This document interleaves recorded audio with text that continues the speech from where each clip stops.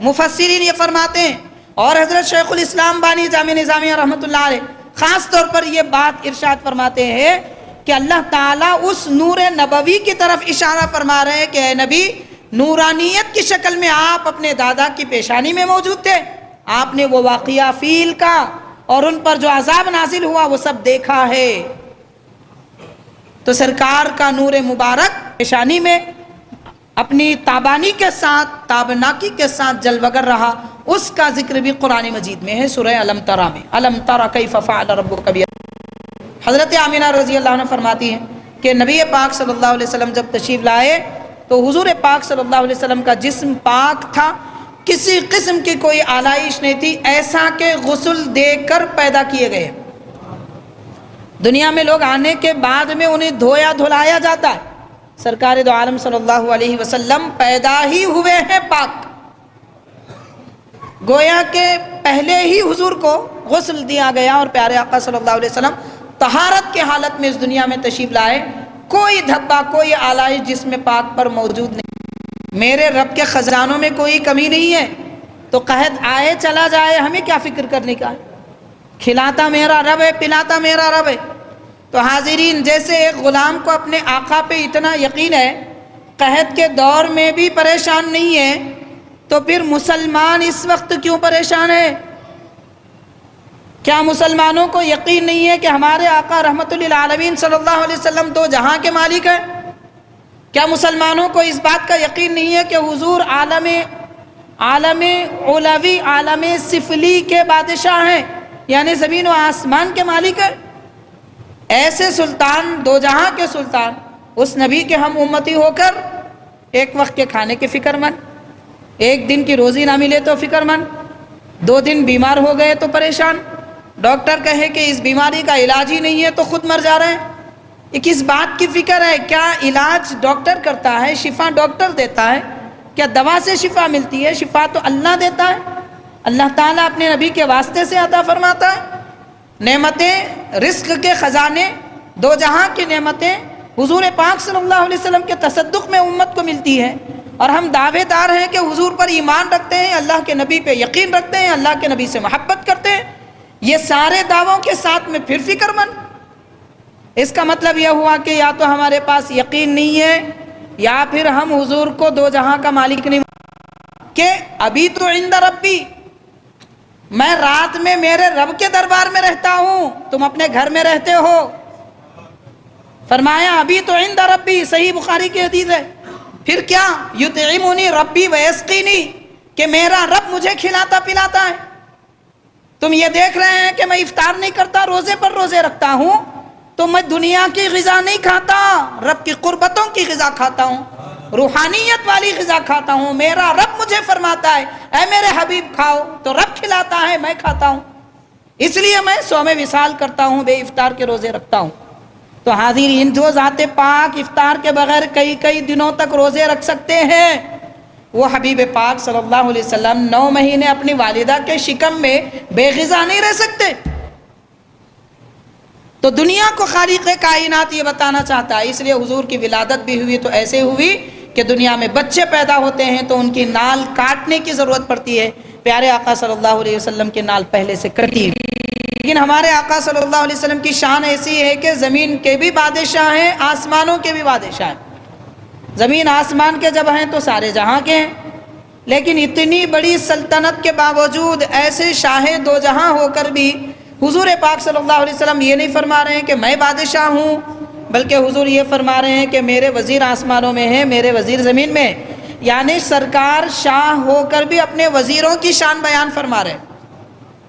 دیکھو میرے وزیر کون ہیں؟ آسمانوں میں جبرائیل و میکال ہے، اور زمین میں ابو بکر و عمر ہیں رضی اللہ تعالی عنہ، وعلى من حبهم وتبعهم بإحسان إلى يوم الدين. أما بعد، فأعوذ بالله من الشيطان الرجيم. بسم الله الرحمن الرحيم. وما أرسلناك إلا رحمة للعالمين. صدق الله العظيم. وقال الله تعالى في شأن حبيبه إن الله وملائكته يصلون على النبي يا أيها الذين آمنوا صلوا عليه وسلموا تسليما. اللهم صل على سيدنا شفيعنا حبيبنا مولانا محمد وعلى آله وصحبه افضل صلواتك وعدد معلوماتك وبارك وسلم۔ معزز حاضرین، محترم سامعین، السلام علیکم ورحمۃ اللہ وبرکاتہ۔ ماہ ربیع الاول کی آمد ہو چکی ہے۔ ربیع الاول شریف کا آج پہلا دن ہے۔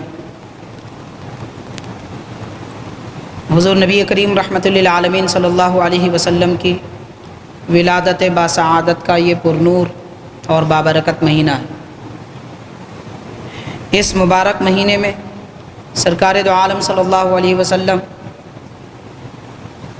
اس سرزمین پر تشریف لائے اور آپ کے تصدق میں ساری کائنات کو بے بہا نعمتیں ملی۔ اللہ تعالیٰ کی رحمتیں بہت زیادہ عام ہوئی۔ جو عمومی عذاب اس دنیا میں نازل ہوتے تھے وہ اٹھا لیے گئے، اور شیطان اس کی تمام جماعتوں کے حدود کو خاص کر دیا گیا۔ جیسے پہلے آزادی تھی، اس طرح کی آزادی نبی پاک صلی اللہ علیہ وسلم کے تشریف لانے کے بعد باقی نہیں رکھی گئی۔ حضور پاک صلی اللہ علیہ وسلم کے ولادت باسعادت کی برکتیں سارے جہاں کو ملی۔ ویسے نبی پاک صلی اللہ علیہ وسلم اس دنیا میں تشریف لانے سے پہلے بھی سارے جہانوں کے لیے رحمت رہے، اور تشریف لانے کے بعد بھی کل جہانوں کے لیے رحمت ہیں، اور قیامت تک ہمیشہ کے لیے رہیں گے۔ لیکن حاضرین، سرکار دو عالم صلی اللہ علیہ وسلم کے ولادت باسعادت سے پہلے اس دنیا میں انسانیت میں جو بے راہ روی، گمراہی اور ظلم و زیادتی کا بازار گرم تھا، انسانیت کی عقلیں ختم ہو چکی تھی۔ لوگ اپنی بچیوں کو زندہ دفن کرتے تھے۔ جو آدمی اپنی طاقت رکھتا اس طاقت کے مطابق لوگوں کو غلام بنا لیتا۔ ظلم و زبردستی کا عالم یہ تھا کہ کمزور سے کام لیا جاتا، مالدار کا خوف رکھا جاتا، اور جہالت کی کیفیت یہ تھی کہ اس مختصر سی بات پر نسلوں تک ان کے وہ جھگڑے جاری رہتے۔ اس طرح کے امور ان کے درمیان پائے جاتے تھے۔ حیوانیت کا ماحول ختم کیا، ظلم و زبردستی کو مٹا دیا۔ پیارے آقا صلی اللہ علیہ وسلم نے ضلالت اور جہالت کے اندھیریوں کو مٹا کر علم و عرفان اور رب کی پہچان کے روشنی کو عام فرمایا۔ یہ نبی پاک صلی اللہ علیہ وسلم کی ولادت باسعادت کی برکتیں ہیں۔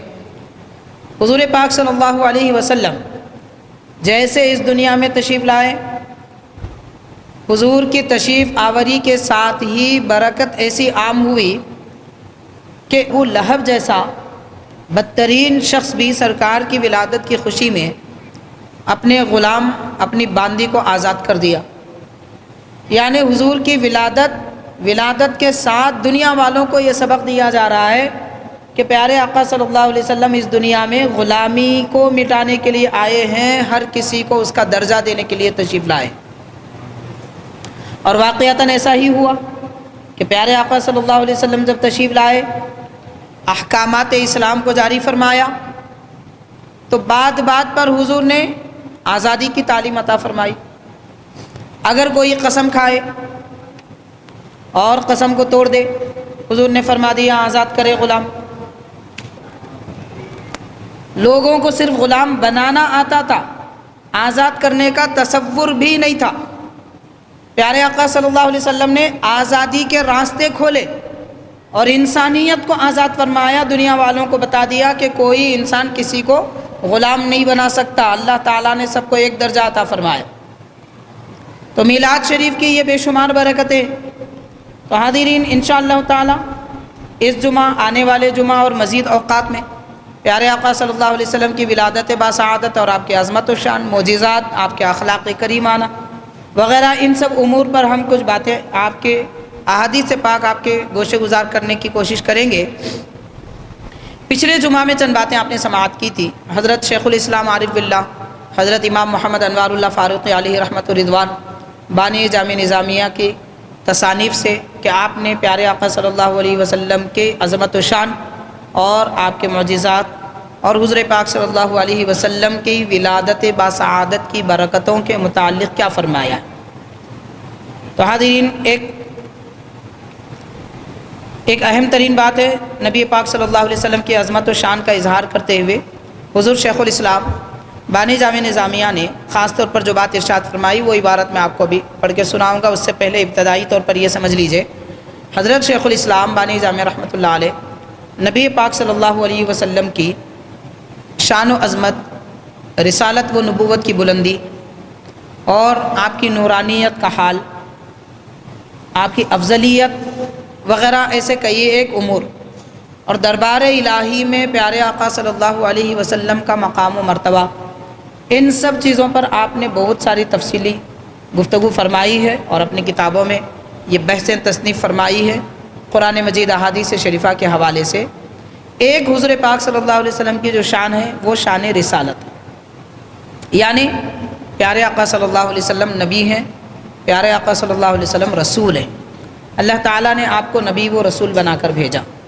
حاضرین، نبوت و رسالت یہ کیا ہوتی ہے، کس کو کہتے ہیں نبی اور رسول؟ آسان انداز میں حضرت شیخ الاسلام رحمۃ اللہ علیہ یہ ارشاد فرماتے ہیں کہ رسالت کی شان بفضلہ تعالی نصوص و احادیث سے ثابت ہو گئی. اس سے پہلے آپ نے سرکار کی رسالت کے متعلق آیت حدیثیں بیان فرمائی، اس کا ذکر فرما رہے ہیں، مگر یہ معلوم نہیں ہوا کہ ہمارے عالم کی اصطلاح کے موافق اس کو کیا سمجھنا چاہیے. نبی پاک صلی اللہ علیہ وسلم رسول ہیں، نبی ہیں. قرآن مجید میں تفصیلات جو آئی تھی وہ بیان فرما دیا، حضرت فرما رہے ہیں، لیکن یہ بھی معلوم نہیں ہوا کہ ہماری دنیا میں سمجھنے کے لیے ہم کیسے سمجھیں کہ رسالت کس کو کہتے ہیں، نبوت کس کو کہتے ہیں، اس کی کوئی مثال ہونی چاہیے. تو فرماتے ہیں احادیث پر غور کرنے سے معلوم ہوتا ہے کہ جس طرح ہمارے عالم میں بادشاہ ہوتا ہے، اس دنیا میں جیسے کوئی بادشاہ ہوتا ہے، کوئی ایک بڑی سلطنت کا بادشاہ یعنی پوری مملکت کا بادشاہ، اور کوئی اس کی ریاستوں کا بادشاہ، کوئی محلے کا بادشاہ، اب اس کے علیحدہ علیحدہ نام ہوتے ہیں جو بھی ہے. تو فرما رہے ہیں کہ جس طرح ہمارے اس عالم میں بادشاہ ہوتا ہے، عالم روحانی میں رسالت ایک بادشاہت ہے. یعنی یہ جسمانی عالم میں یہ بادشاہت ہے تو روحانی عالم میں رسالت ایک بادشاہت ہے، اور اس میں کئی بادشاہ گزرے. رسالت اور روحانیت میں کئی بادشاہ گزرے، حضرت آدم علیہ السلام سے عیسیٰ علیہ السلام تک. وہ سب بادشاہ ہیں، لیکن ان بادشاہوں کے بادشاہ نبی پاک رحمۃ للعالمین صلی اللہ علیہ وسلم ہیں. سارے جہاں کی بادشاہت اللہ نے آپ کو عطا فرمائی. پھر اس کے بعد حضرت فرماتے ہیں شیخ الاسلام رحمۃ اللہ علیہ، یہ ہم اپنی طرف سے نہیں کہتے، یعنی رسالت روحانی عالم کی بادشاہت ہے. حضور حضرت شیخ الاسلام فرما رہے ہیں یہ ہم اپنی طرف سے نہیں کہتے، بلکہ حدیث شریف سے ہمیں اس کا ثبوت ملتا ہے کہ رسالت روحانی بادشاہت ہے. اس کا ثبوت حدیث شریف سے ملتا ہے. وہ یہ ہے کہ کنز العمال کی کتاب الفضائل میں حضرت ابو سعید خدری رضی اللہ عنہ سے روایت ہے، فرمایا نبی کریم صلی اللہ علیہ وسلم نے کہ ہر نبی کے لیے 2 وزیر آسمانوں میں ہوتے ہیں اور 2 وزیر زمین والوں میں ہوتے ہیں. حضور پاک صلی اللہ علیہ وسلم نے فرمایا ہر نبی کے 2 وزیر آسمانوں میں ہوتے ہیں، ہر نبی کے 2 وزیر زمین میں ہوتے ہیں. اور سرکار فرما رہے ہیں کہ میرے آسمانی وزیر جبرائیل و میکائیل ہیں اور میرے زمین کے وزیر ابو بکر و عمر ہیں رضی اللہ تعالی عنہم. تو حاضرین، حضور پاک صلی اللہ علیہ وسلم یہ فرما رہے ہیں، قربان جائیے ہمارے آقا صلی اللہ علیہ وسلم کی تواضع پر اور آپ کی اس شان پر کہ بادشاہ 2 عالم ہیں، مگر یہ نہیں فرما رہے ہیں کہ میں آسمانوں کا بادشاہ ہوں، میں زمین کا بادشاہ ہوں، بلکہ حضور یہ فرما رہے ہیں آسمانوں میں بھی میرے وزیر ہیں، زمین میں بھی میرے وزیر ہیں. یعنی حضور کونین کے شاہ ہو کر بھی اپنے کو خود شاہ نہیں فرماتے. یہ تواضع کی شان ہے ہمارے آقا صلی اللہ علیہ وسلم کی. آج ہم گھر کے مالک ہوتے ہیں تو پورے جہاں میں ڈھنڈورا پیٹتے ہیں کہ ہم گھر کے مالک ہیں، نبی پاک صلی اللہ علیہ وسلم آسمانی مخلوق کے بھی بادشاہ ہیں، زمینی مخلوق کے بھی بادشاہ ہیں۔ دنیا میں بے شمار بادشاہ آئے، لیکن کوئی ریاست کا، کوئی مملکت کا، کوئی چھوٹی دنیا کا، کوئی بڑی زمین کا، سارے جہاں کا ایک بادشاہ یا ساری زمین کا ایک بادشاہ آج تک کوئی نہیں گزرا۔ دنیا میں 2 بادشاہ ایسے آئے جو ساری زمین پر حکومت کرنا چاہے لیکن نہیں کر سکے، حضرت ذوالقرنین اور عالمگیر اورنگزیب۔ یہ 2 حضرات ایسے ہیں جو پوری زمین پر حکومت کرنا چاہے مگر نہیں کر سکے دونوں بھی۔ تو پوری زمین کا ایک بادشاہ بھی آج تک دنیا میں کوئی نہیں گزرا۔ لیکن ہمارے آقا صلی اللہ علیہ وسلم کی شان ایسی ہے کہ زمین کے بھی بادشاہ ہیں، آسمانوں کے بھی بادشاہ ہیں۔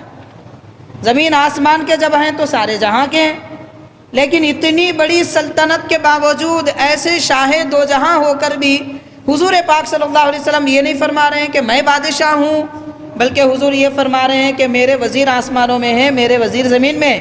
یعنی سرکار شاہ ہو کر بھی اپنے وزیروں کی شان بیان فرما رہے ہیں۔ دیکھو میرے وزیر کون ہیں؟ آسمانوں میں جبرائیل و میکال ہے، اور زمین میں ابو بکر و عمر ہیں رضی اللہ تعالی عنہم اجمعین۔ تو بہرحال حاضرین، یہ نبی پاک صلی اللہ علیہ وسلم کی شان رسالت ہے۔ جب اتنی بات ہم سمجھ چکے ہیں، سن چکے ہیں، تو ایک اہم بات میں عرض کروں گا۔ حاضرین آپ غور کیجئے، اس سے پہلے میں نے بات عرض کرتی، اس کو سامنے رکھتے ہوئے عرض کروں گا۔ دیکھیے کہ ایک بڑے بزرگ ہیں، وہ اپنے کام میں مصروف تھے۔ تو حاضرین، زمانے میں اس وقت قحط چھایا ہوا تھا، ہر طرف قحط چھایا ہوا ہے، لوگ پریشان ہیں، کھانے کو دانہ نہیں ہے، پینے کو پانی نہیں ہے۔ ایسے عالم میں ایک غلام کو دیکھا گیا کہ وہ بڑی بے فکری کے ساتھ دندناتا پھر رہا ہے، بڑی بے فکری کے ساتھ پھر رہا ہے۔ تو یہ بزرگ نے اس سے پوچھا کہ میاں سارا زمانہ پریشان ہے قحط سالی کی وجہ سے، اور تم بڑے خوش نظر آ رہے ہیں، بے فکرے ہو۔ تو اس نے کہا کہ حضرت میں کیوں فکر کروں، میں وہ فلاں آدمی جو ہے وہ ایک بستی کا مالک ہے۔ لوگ ایک گھر کے، 2 گھر کے، ایک زمین کے 10 ایکڑ کے مالک ہوتے ہیں، ان ساری بستی کا مالک ہے وہ شخص۔ تو اتنا بڑا مالک ہے، میں اس کا غلام ہوں، تو مجھے کیا فکر، کس بات کی فکر؟ اس کے پاس زمین ہے، غلہ ہے، پانی ہے، نہریں ہیں، بولی ہے، سب ہے، مجھے کس بات کی فکر؟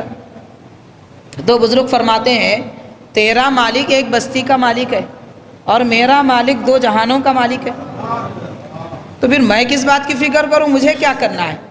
میرے رب کے خزانوں میں کوئی کمی نہیں ہے، تو قحط آئے چلا جائے، ہمیں کیا فکر کرنے کا ہے؟ کھلاتا میرا رب ہے، پلاتا میرا رب ہے۔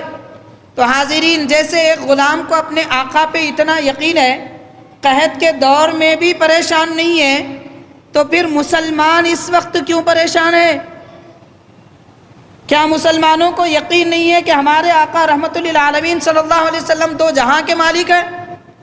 کیا مسلمانوں کو اس بات کا یقین نہیں ہے کہ حضور عالم علوی، عالم سفلی کے بادشاہ ہیں، یعنی زمین و آسمان کے مالک ہیں؟ ایسے سلطان، 2 جہاں کے سلطان، اس نبی کے ہم امتی ہو کر ایک وقت کے کھانے کے فکر مند، ایک دن کی روزی نہ ملے تو فکر مند، 2 دن بیمار ہو گئے تو پریشان، ڈاکٹر کہے کہ اس بیماری کا علاج ہی نہیں ہے تو خود مر جا رہے ہیں۔ یہ کس بات کی فکر ہے؟ کیا علاج ڈاکٹر کرتا ہے، شفا ڈاکٹر دیتا ہے؟ کیا دوا سے شفا ملتی ہے؟ شفا تو اللہ دیتا ہے، اللہ تعالیٰ اپنے نبی کے واسطے سے عطا فرماتا ہے۔ نعمتیں، رزق کے خزانے، 2 جہاں کی نعمتیں حضور پاک صلی اللہ علیہ وسلم کے تصدق میں امت کو ملتی ہے، اور ہم دعوے دار ہیں کہ حضور پر ایمان رکھتے ہیں، اللہ کے نبی پہ یقین رکھتے ہیں، اللہ کے نبی سے محبت کرتے ہیں۔ یہ سارے دعووں کے ساتھ میں پھر فکر مند، اس کا مطلب یہ ہوا کہ یا تو ہمارے پاس یقین نہیں ہے، یا پھر ہم حضور کو 2 جہاں کا مالک نہیں مانتے۔ اگر مانتے ہیں تو پھر یقین نہیں ہے۔ تو حاضرین کرام، نہیں مانتے تو بھی غلط ہے، یقین نہیں ہے تو بھی غلط ہے۔ یہ دونوں کیفیتیں ایک مومن کو پیدا کرنا چاہیے۔ سرکار دو عالم صلی اللہ علیہ وسلم جب اس عالم میں تشریف لائے، سارے جہانوں کو رحمت ملی، پھر ہم بھی اسی عالم میں ہیں جس عالم میں پیارے آقا صلی اللہ علیہ وسلم جلوہ افروز ہیں۔ آپ غور کیجئے، پیارے آقا صلی اللہ علیہ وسلم زمین پر تشریف لائے، لیکن حضور پاک صلی اللہ علیہ وسلم کی رحمت کا حصہ، رحمت کی نعمت آسمان کے فرشتوں کو بھی مل رہی ہے۔ سرکار زمین پر ہیں، ہم بھی الحمدللہ زمین پر ہیں اور الحمدللہ حضور کے امتی ہیں۔ مزید رب کا شکر ہے، رب کا احسان ہے کہ حضور کے زمانے میں ہے، یعنی نبی پاک صلی اللہ علیہ وسلم کی رسالت ہمیشہ کے لیے۔ حضور تشریف لانے سے پہلے بھی ہے، لیکن سرکار ظاہر جسم پاک کے ساتھ جب سے تشریف لائے ہمیشہ تک کے لیے سرکار کا زمانہ ہے۔ تو ہم عہد نبوی میں، زمانہ نبوی میں نبی پاک صلی اللہ علیہ وسلم اپنے جسم مبارک کے ساتھ زمین کے اوپر جلوہ افروز رہے، وہ زمانہ سب سے بہترین زمانہ ہے۔ اس کے بعد حضور اس دنیا سے تشریف لے گئے، آج تک اور قیامت تک اس کے بعد کا زمانہ بھی حضور کا ہی زمانہ ہے۔ تو ہم سرکار کے زمانے میں، سرکار کے نعمتوں میں رہتے ہیں، رہ کر بھی اگر پریشان ہیں اور دنیا کی فکر مند ہیں تو یہ ہمارے لیے بڑے افسوس کی بات ہے۔ تو حاضرین کرام، اللہ تبارک و تعالیٰ نے پیارے آقا صلی اللہ علیہ وسلم کو زمین و آسمان کی ملکیت، سلطنت، بادشاہت، شہنشاہیت عطا فرمائی ہے۔ اللہ تعالیٰ کے اس احسان پر ہمیں شکر منانا چاہیے۔ تو یہ پیارے آقا صلی اللہ علیہ وسلم کی عظمت و شان کیا ہے، رسالت کس کو کہتے ہیں، رسالت کا معنی کیا ہے؟ دراصل روحانی عالم میں، روحانی دنیا کی سلطنت کا نام رسالت ہے۔ حضرت بانی جامع نظامیہ شیخ الاسلام امام انوار اللہ فاروقی رحمۃ اللہ علیہ نے یہ ارشاد فرمایا ہے۔ حاضرین، آپ کے اس تذکرے کے بعد میں ایک دوسری بات حضرت نے جو ارشاد فرمایا وہ عرض کروں گا۔ حضرت شیخ الاسلام بانی جامع نظامیہ رحمۃ اللہ علیہ نبی پاک صلی اللہ علیہ وسلم کی طہارت، پاکیزگی کے متعلق ارشاد فرماتے ہیں۔ حضور پاک صلی اللہ علیہ وسلم کی طہارت کیا ہے؟ پیارے آقا صلی اللہ علیہ وسلم کی پاکیزگی کیا ہے؟ کس طرح اللہ تعالیٰ نے آپ کو طاہر پاک بنایا؟ اس کے متعلق ایک اہم بات میں عرض کرنا چاہوں گا، پہلے اس کا خلاصہ آپ سماعت کر لیں کہ سرکار دو عالم صلی اللہ علیہ وسلم ہمیشہ سے پاک ہے، ہمیشہ تک پاک ہے، اور جیسے حضور پاک ہیں دنیا میں کسی کو ایسی طہارت اور ایسی پاکیزگی نہیں ملی۔ میں مثالیں دوں گا تو بہت بات طویل ہو جائے گی۔ حاضرین، حضور پاک صلی اللہ علیہ وسلم کے لعاب دہن میں خوشبو، پیارے آقا صلی اللہ علیہ وسلم کا پسینہ صحابہ کرام عطر کی جگہ استعمال کرتے تھے، بلکہ عطر میں ملا کر استعمال کرتے تھے، ایسا خوشبودار۔ حبیب پاک صلی اللہ علیہ وسلم کے چہرے انور سے تو نور کی شعاعیں نکلتی تھی، یہ مسلم ہے، لیکن نبی پاک صلی اللہ علیہ وسلم دعا کے لیے جب دست مبارک اٹھاتے تو سرکار کے مبارک بغلوں سے بھی نور نکلتا تھا۔ صحابہ کرام نے یہ دیکھا ہے، حضور جب سجدہ فرماتے تو سرکار کے مبارک بغلوں سے بھی نور نکلتا تھا۔ ایسی بے مثال لاجواب پاک طاہر شخصیت، ایسی شخصیت کے میل و کچیل کا نام و نشان جن کے بدن پاک پر آیا ہی نہیں۔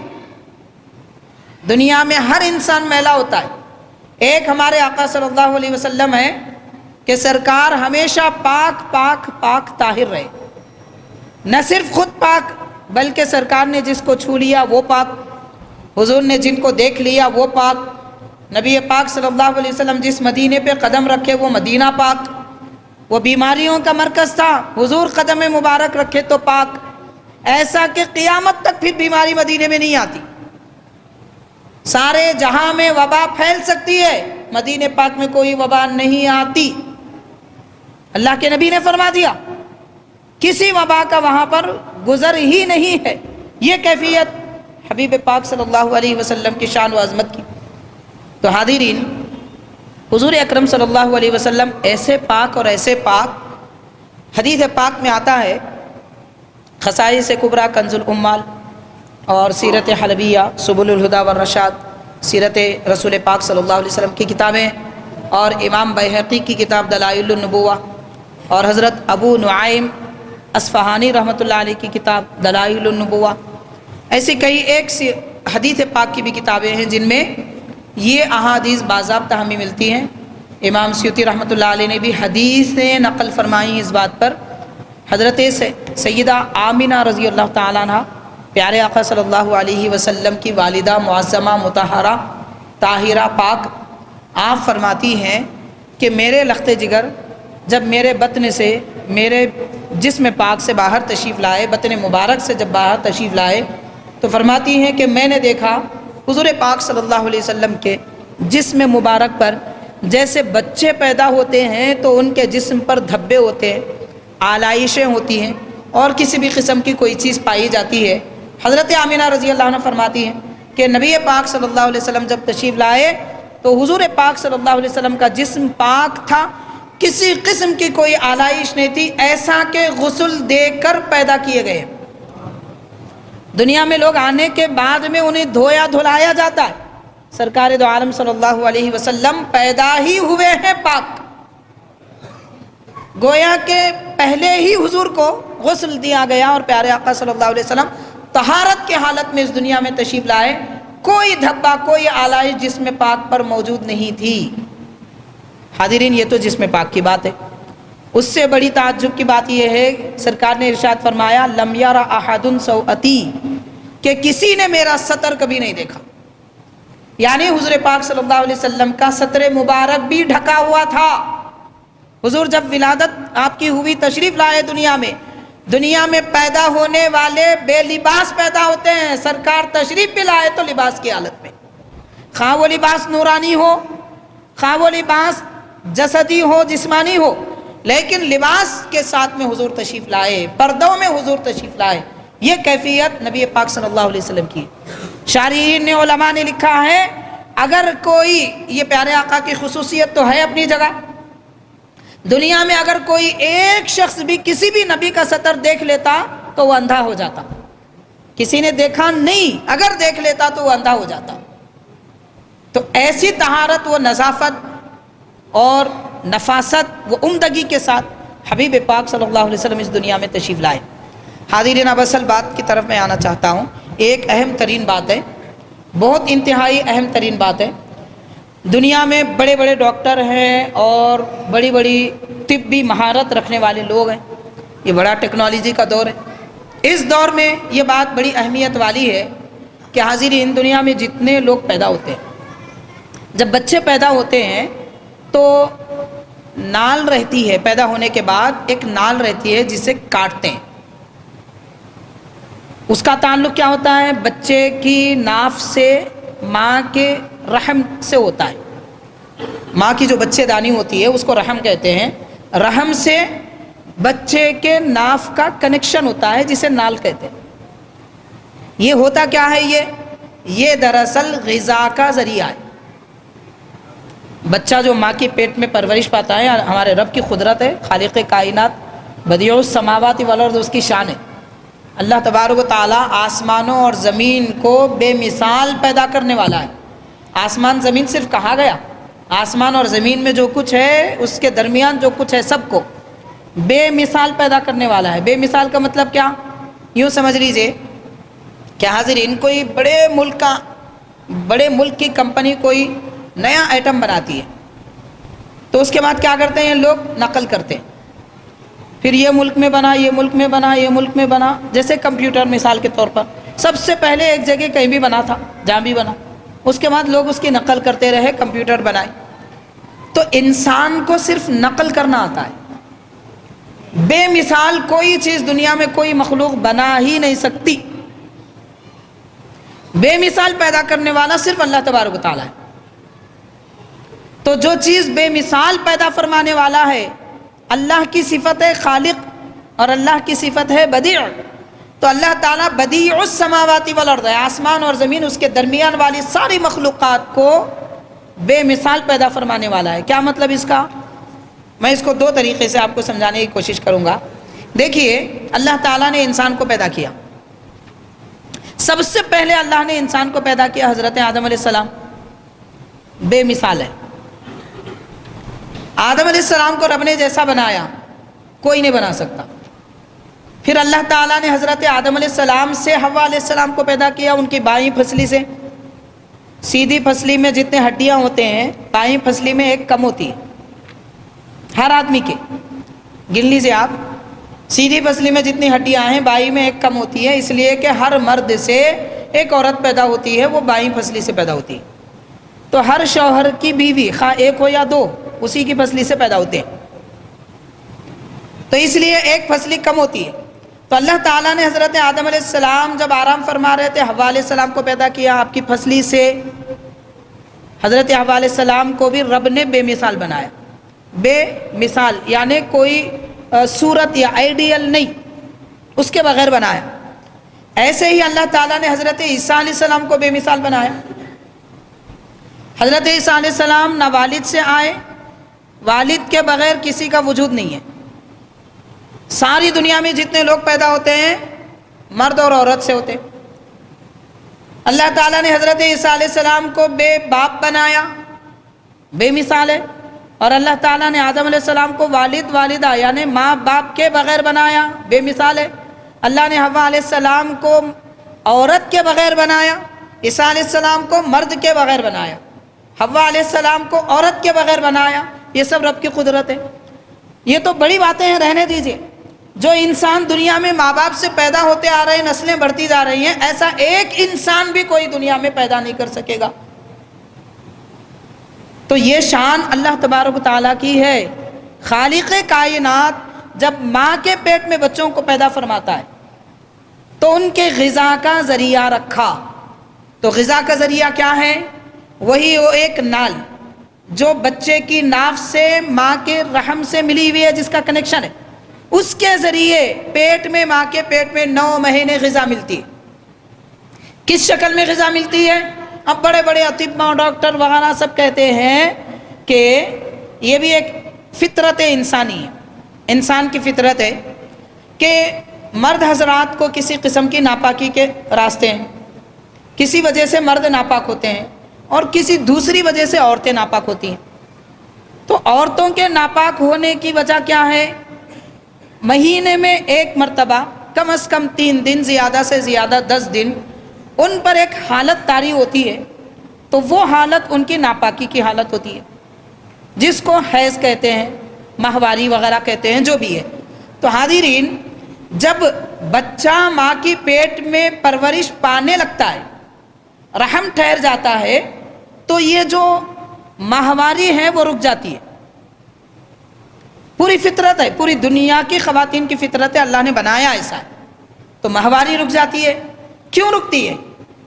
تو طبیب ڈاکٹر یہ کہتے ہیں کہ جو بچہ پرورش پا رہا ہے، میری بات غور سے سنیں، اس کے بعد میں اہم بات عرض کرنے والا ہوں۔ شیخ الاسلام بانی جامع نظامیہ رحمۃ اللہ علیہ ایک شخصیت ہے جنہوں نے اس پر نکتہ آفرینی فرمائی ہے، سرکار کی عظمت کو ایسے واضح فرمایا، ماشاءاللہ۔ تو حاضرین، جب بچہ ماں کی پیٹ میں پرورش پاتا ہے تو اسے غذا ماں کا خون نکلنے سے روک کر بچے کی غذا بنائی جاتی ہے۔ جو ہمیشہ جاری ہونے والا خون ہوتا ہے اسے روک دیا جاتا ہے، قدرت نے یہ نظام بنایا، اور وہی چیز بچے کی غذا کا ذریعہ بنتی ہے۔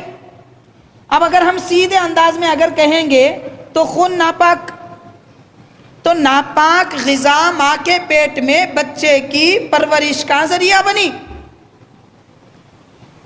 تو حاضرین، حضور پاک صلی اللہ علیہ وسلم جب اس دنیا میں تشریف لائے، حضرت آمینہ رضی اللہ تعالیٰ عنہ فرماتی ہیں، حضرت شفا رضی اللہ عنہ فرماتی ہیں، حضرت عثمان بن ابو العاص رضی اللہ تعالیٰ عنہ کی والدہ محترمہ فرماتی ہیں، ایک نے 3 4 خواتین گواہ ہیں، اور ایک حدیث نے کئی کتابوں میں، سینکڑوں کتابوں میں یہ حدیث پاک ہے کہ سرکار جب اس دنیا میں تشریف لائے تو آپ کا نال کٹا ہوا تھا، یعنی ماں کے رحم سے کنیکشن نہیں تھا۔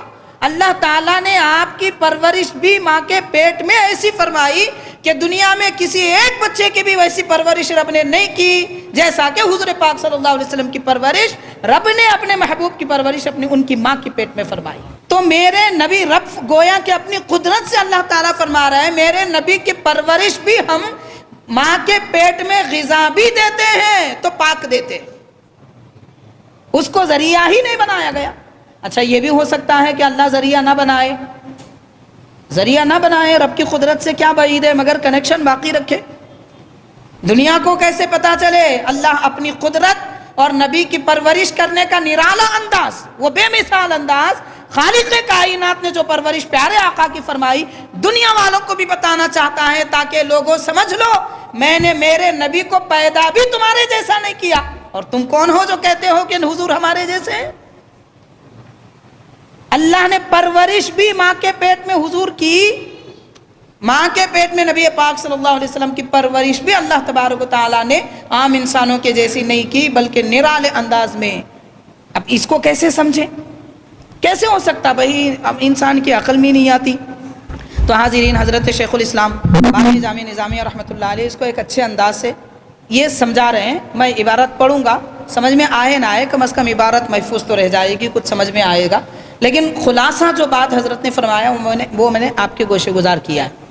تو حاضرین، خالق کائنات نبی پاک رحمۃ للعالمین صلی اللہ علیہ وسلم کی پرورش اس نرالے انداز میں فرمایا. حضرت کی عبارت ہم پڑھتے ہیں. حضرت یہ فرماتے ہیں کہ جو حصہ زچے کے ساتھ علاقہ رکھتا ہے، تعلق رکھتا ہے، وہ اسفنج کی طرح خانہ دار بناوٹ کا ہے.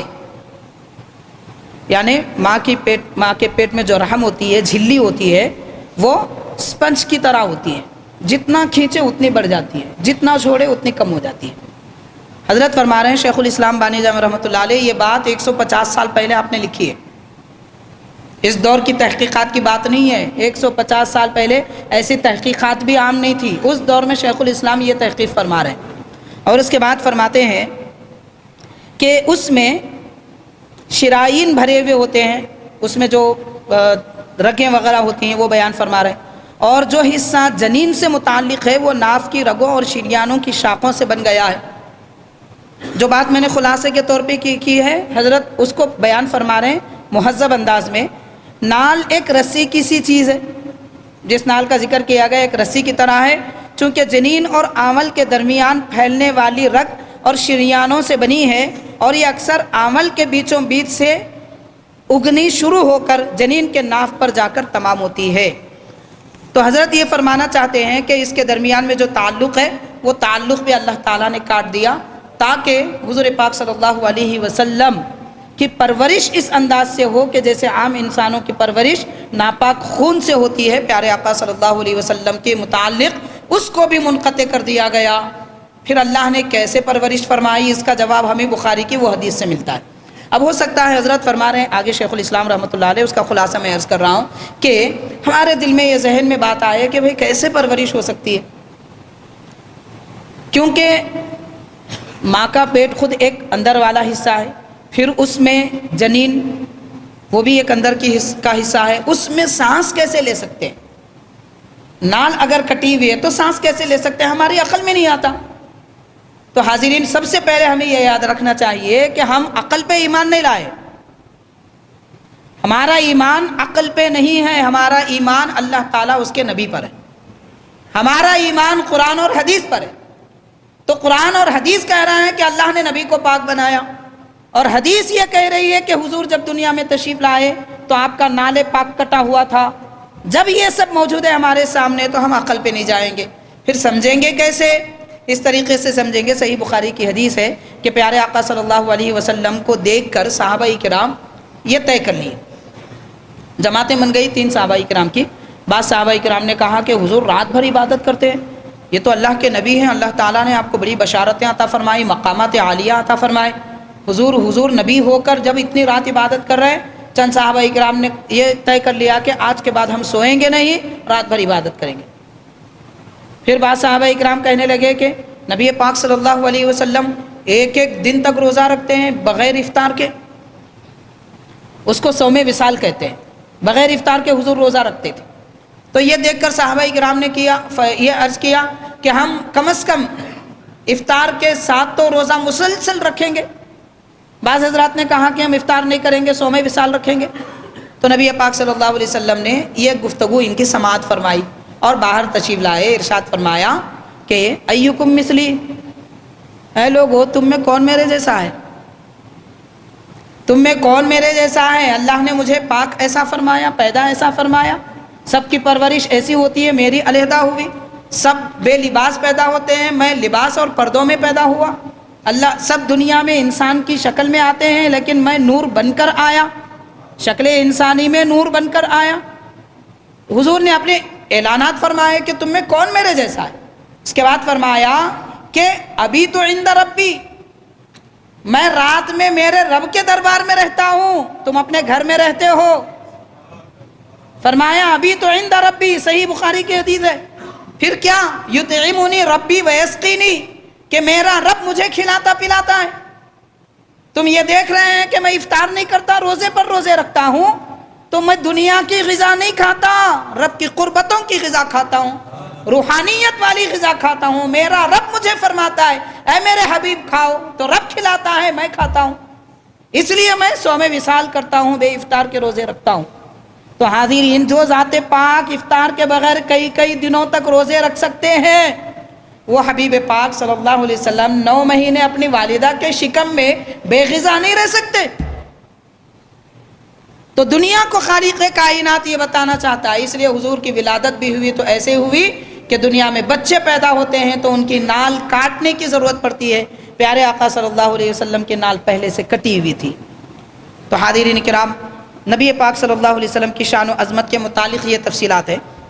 اس کے ساتھ ایک بات آخری عرض کروں گا، وقت ہوتا جا رہا ہے، میں اپنی بات سمیٹوں گا. حضور پاک صلی اللہ علیہ وسلم کا نور مبارک پاک صلبوں سے منتقل ہوتا رہا، تو منتقل ہوتے ہوئے حضرت عبد المطلب رضی اللہ تعالیٰ عنہ سرکار کے دادا ہیں، ان کی پیشانی میں آیا. پھر حضرت عبد المطلب سے حضرت عبداللہ رضی اللہ تعالیٰ عنہ کی پیشانی میں منتقل ہوا. حضرت عبداللہ رضی اللہ تعالیٰ عنہ کے پیشانی میں جب یہ نور منتقل ہوا پیارے آقا صلی اللہ علیہ وسلم کا، اب یہ نور منتقل ہونے کا ذکر کہاں ہے؟ بہت ساری حدیث شریف میں ہے، مگر میں ایک بخاری کی حدیث سناؤں گا. حضور پاک صلی اللہ علیہ وسلم نے ارشاد فرمایا کہ میں ابتدا سے ہوتے ہوئے منتقل ہوتا رہا ایک صدی سے دوسرے صدی میں، ایک صدی سے دوسرے صدی میں میں منتقل ہوتا رہا. اور مستدرک حاکم وغیرہ کی حدیث ہے، یہ تو بخاری کی ہے، جس میں کہ میں قرن در قرن منتقل ہوتا رہا کہ کلمات ہے، ایک صدی سے دوسرے صدی میں منتقل ہوتا رہا. دنیا میں کوئی ایسی شخصیت نہیں ہے جو منتقل ہوتی ہو. ایک حضور پاک صلی اللہ علیہ وسلم ہیں جو نورانی حالت میں حضرت آدم سے والد گرامی حضرت عبداللہ رضی اللہ تعالیٰ عنہ تک پیشانیوں میں منتقل ہوتے رہے. لیکن اور ایک حدیث پاک بڑی واضح انداز میں ہے، سرکار نے فرمایا کہ اللہ تعالیٰ نے مجھے پاک پشتوں میں سے پاک ماں کے رحموں میں منتقل فرماتا رہا. حضرت عبداللہ رضی اللہ تعالیٰ عنہ کے پیشانی میں جب یہ جو نور جلوگر ہوا تو ملک عرب کی کئی عورتیں آپ پر فریفتہ ہو گئی، عاشق ہو گئی، اور آپ کو دعوت دینے لگی کہ آپ مجھ سے نکاح کر لیجئے. حضرت عبداللہ رضی اللہ تعالیٰ عنہ اپنے والد محترم کے پاس آئے، عرض کرنے لگے کہ ایسا حال ہے. تو حضرت عبد المطلب دادا حضور پاک صلی اللہ علیہ وسلم کے فرماتے ہیں بیٹا میں نے تمہارا رشتہ دیکھا ہے، تم نکاح کرو.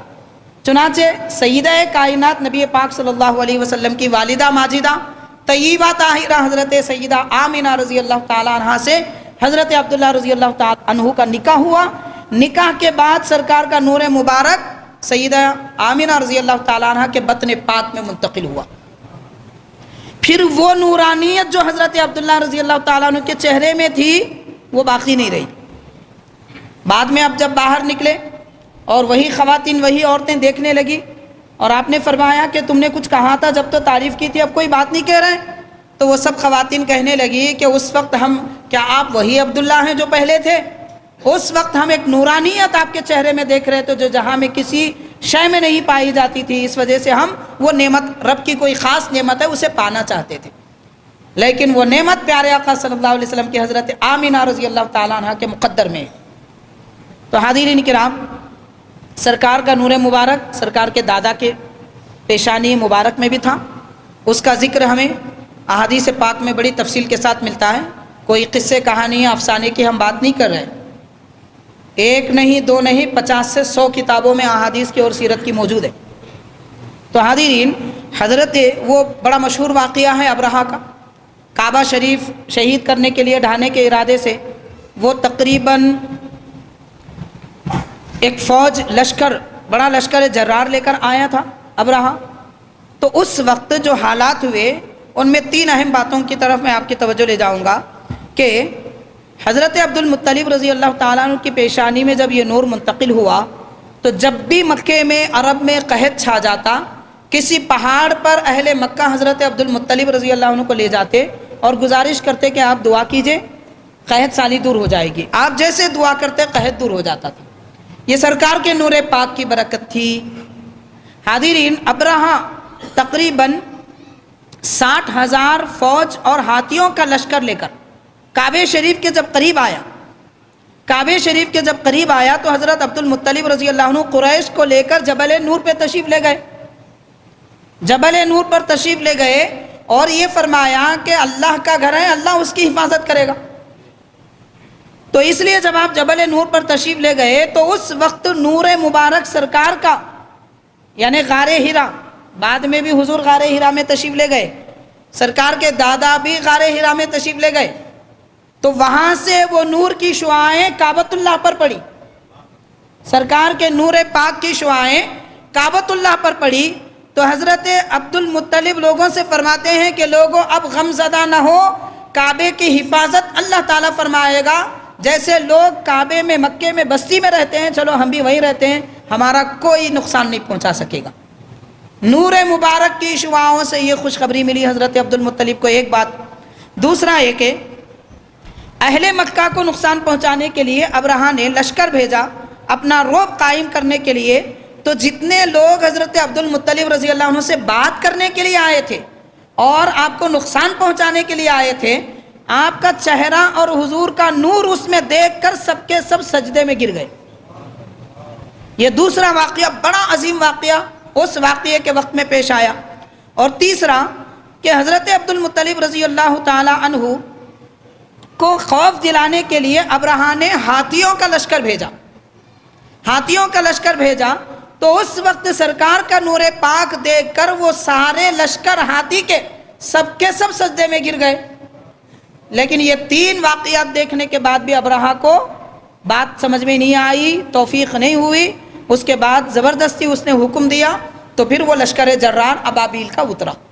تو بہرحال حاضرین کرام، سمجھانے کے لیے نبی پاک صلی اللہ علیہ وسلم کی نورانیت کا فیض اس طریقے سے جاری ہوا کہ اسے عذاب سے روکنا چاہتے تھے، مگر وہ اپنے فطرت سے باز نہیں آیا۔ حاضرین کرام، یہ ساری بات کو اللہ تعالیٰ قرآن مجید میں ایک آیت پاک میں فرما رہا ہے۔ اب سب سے پہلی بات یہ، حضور پاک صلی اللہ علیہ وسلم کی ولادت باسعادت کب ہوئی؟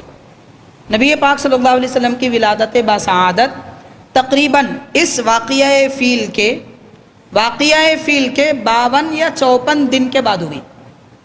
فیل کا واقعہ پیش آیا، اس کے تقریباً 52 دن کے بعد میں حضور پاک صلی اللہ علیہ وسلم کی ولادت باسعادت ہوئی، یعنی بعد میں ہوئی، بس اتنا مسلم ہے۔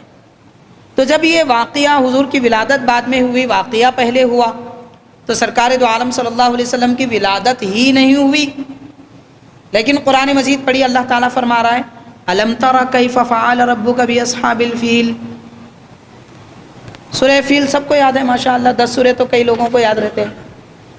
سورہ فیل الم تر، اللہ فرما رہا ہے اے نبی کیا آپ نے نہیں دیکھا، کہ اے نبی کیا آپ نے نہیں دیکھا اللہ تعالیٰ نے ہاتھی والوں کے ساتھ کیا حشر کیا، ان کے ساتھ کیا معاملہ فرمایا، ان پر کیسا عذاب نازل کیا۔ حضور کی ولادت ہی نہیں ہوئی تھی تو اللہ یہ کیوں فرما رہا ہے حضور کیا آپ نے نہیں دیکھا؟ تو اس سے مفسرین یہ فرماتے ہیں، اور حضرت شیخ الاسلام بانی جامع نظامیہ رحمۃ اللہ علیہ خاص طور پر یہ بات ارشاد فرماتے ہیں کہ اللہ تعالیٰ اس نور نبوی کی طرف اشارہ فرما رہے ہیں کہ اے نبی، نورانیت کی شکل میں آپ اپنے دادا کی پیشانی میں موجود تھے، آپ نے وہ واقعہ فیل کا اور ان پر جو عذاب نازل ہوا وہ سب دیکھا ہے۔ تو سرکار کا نور مبارک آپ کے دادا کی پیشانی میں اپنی تابانی کے ساتھ، تابناکی کے ساتھ جلوگر رہا، اس کا ذکر بھی قرآن مجید میں ہے سورہ الم ترا میں، الم ترا کیف فعل ربک باصحاب الفیل۔ تو بہرحال حاضرین کرام، یہ ماہ میلاد کا آغاز ہو چکا ہے، نبی پاک صلی اللہ علیہ وسلم کی ولادت باسعادت کا مہینہ ہے۔ اس مبارک مہینے میں ہم کچھ کر سکتے ہیں تو یہ کم از کم 300 مرتبہ درود شریف پڑھیں۔ کوئی دن ایسا نہ گزرے کہ جس میں کم از کم 300 مرتبہ درود نہ پڑھے، کیونکہ 300 مرتبہ کی تعداد کو کم ترین تعداد کہا گیا ہے، بعض فقہاء نے، علماء نے فرمایا ہے۔ تو بہرحال اس اعتبار سے وہ ایک کام کریں، پاؤ آدھا پارہ صحیح روزانہ قرآن مجید کی تلاوت کریں، سرکار دو عالم صلی اللہ علیہ وسلم کی خدمت میں ہدیہ کریں، اتنا نہیں ہو سکتا تو ایک رکوع تو پڑھیں، 100-200 مرتبہ کلمہ طیبہ کا ورد کریں جس سے ایمان کی تازگی ہوتی ہے، اور کچھ نہ صحیح کم از کم روزانہ 50-100 روپے کسی غریب کو دیں، یا مہینے بھر کا خرچ کسی ایک غریب کے حوالے کریں تاکہ اس کی روزی چل سکے، اور نیت کر لیں کہ ان سب کا ثواب پیارے آقا کی خدمت میں ہدیہ ہے، تو پھر دیکھیے لوگوں کی معیشت بھی درست ہو جائے گی اور میلاد پر خوشی کا ثواب بھی ملے گا، بہتری بھی ہوگی، زندگی الجھی ہوئی ہے تو وہ سلجھ جائے گی اور باقی ساری برکتیں ہمیں حاصل ہوں گی۔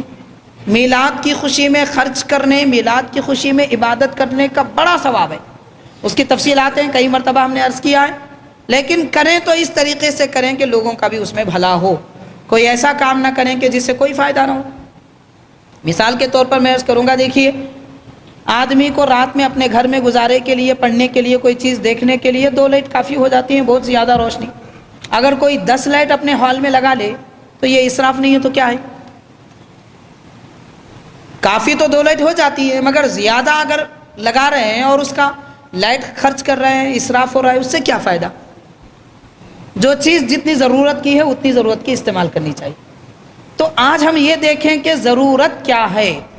آج لوگوں کو نوکری کی ضرورت ہے، آج لوگ غریب ہیں تو انہیں کھانے کی ضرورت ہے، اور باحیا غیرت مند مسلمان اپنے گھر کا حال دوست کو بھی نہیں بتاتے، ایسے لوگوں کی مدد کی ضرورت ہے، تو میلاد کے نام پر ان کی مدد کریں، سرکار کے میلاد کی خوشی میں ان کی ضرورت پوری کریں، بے روزگار لوگ ہیں انہیں روزگاری سے لگا دیں، تو حاضرین زندگیاں سدھر جائیں گی لوگوں کی، دل سے دعائیں نکلیں گی۔ پیارے آقا صلی اللہ علیہ وسلم بھی اپنے اس امتی سے زیادہ خوش ہوتے ہیں جو مخلوق خداوندی کی بہتری کا کام کرتا ہے، خلق خدا کی بہتری کا کام کیا جائے میلاد کے نام پر۔ بہرحال حاضرین کرام اور بہت ساری عظمتیں، شان وغیرہ نبی پاک صلی اللہ علیہ وسلم کی ہیں جو ہم اگلے اور جمعہ میں بیان کریں گے۔ اللہ تعالیٰ نبی پاک صلی اللہ علیہ وسلم کی ولادت با سعادت کی برکتوں سے ہمیں مالا مال فرمائے۔